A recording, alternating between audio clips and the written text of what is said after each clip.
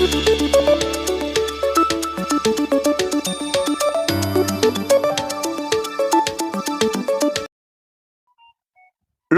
নির্বাচনের আগে বাঁকুড়া জেলায় বিজেপির বড়সড় ভাঙন। আজ ৮০টি পরিবার বিজেপি ছেড়ে তৃণমূল কংগ্রেসে যোগদান করলেন। বাঁকুড়া ১ নম্বর ব্লকে জগদল্লা ওয়ান একদা বিজেপির গড় বলেই পরিচিত ছিল, আর সেই গড়েই আজ ফের ভাঙন দেখা দিল বিজেপির অন্দরে। ৮০টি পরিবার তৃণমূল কার্যালয়ে ১ নম্বর ব্লকের ব্লক সভাপতি অংশুমান ব্যানার্জির হাত ধরে তৃণমূলের উন্নয়নে সামিল হলেন। আর তা নিয়েই বাঁকুড়া জেলার রাজনৈতিক মহলেই চলছে তরজা লড়াই। এ বিষয়ে আমাদের প্রতিনিধি ১ নম্বর মণ্ডল সভানেত্রীর সাথে কথা বললে তিনি বলেন, তৃণমূল একটা নাটকবাজের দল, তারা নাটকবাজি করতে খুব ভালোবাসে। যে সকল সদস্যরা আজ তৃণমূলে যোগদান করলেন তারা একদা তৃণমূলেরই ছিলেন। এই নাটক নিয়ে আমাদের বলার কিছু নেই। বিজেপির জয় বাঁকুড়ায় নিশ্চিত। আজকে আমাদের এখানে জগদল্লা ১ নম্বর অঞ্চলের ৩০৮ নম্বর গোড়াবাড়ি ঠাকুরপাড়া যে বুথ আছে, সেই বুথের ৮০টা পরিবার আজকে বিজেপি ছেড়ে স্বেচ্ছায় তৃণমূল কংগ্রেসে যোগদান করল।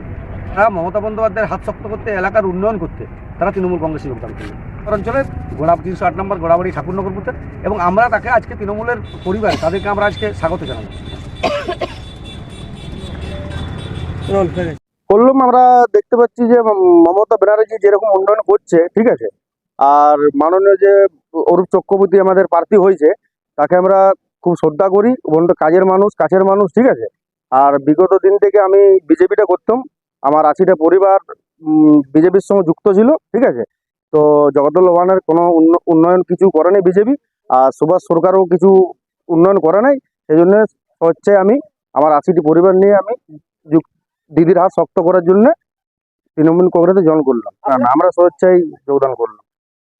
আগামী দিনে চাইছি আরো উন্নত হোক, ঠিক আছে। আমার পরিবার যেমন সব কিছু উন্নতির মধ্যে থাকে। আমার নাম অভিজিৎ বাউরি। তৃণমূলে যোগ দিয়েছে যে ব্যক্তিগুলো যোগ দিয়েছে, সেই ব্যক্তিগুলো তৃণমূলেরই ছিল, আবার ঘটা করে তৃণমূলেই যোগ দিত। এতে যোগ দিয়ে তৃণমূলের অস্তিত্বটা কোন জায়গায় ঠেকাচ্ছে সেটা ওরা নিজেরাই জানে। তো যাই হোক, তৃণমূল যাই করুক, বাঁকুড়া লোকসভাতে বিজেপি জিতছে। কাজে বিজেপির আরো কাউকে যদি জয়েন করায় তাতেও বিজেপির কিচ্ছু এসে যায় না, কারণ বাঁকুড়া লোকসভা এবারে বিজেপি জিতছে। আর তৃণমূল দলটাই হচ্ছে নাটকবাজির দল। তৃণমূল দলের যাবতীয় যা কিছু হচ্ছে পুরোটা নাটকবাজি করেই চলছে। তো যাই হোক, নাটকবাজি করে কিন্তু দলকে ঠেকাতে পারবে না, আর বিজেপিকে হাঁটাতেও পারবে না। বিজেপি বাঁকুড়াতে জিতছে, ওদের অস্তিত্ব দোলানিতে গেছে। এখন ওরা দোলানিতে অস্তিত্ব যাওয়ার পর মানুষের যা করার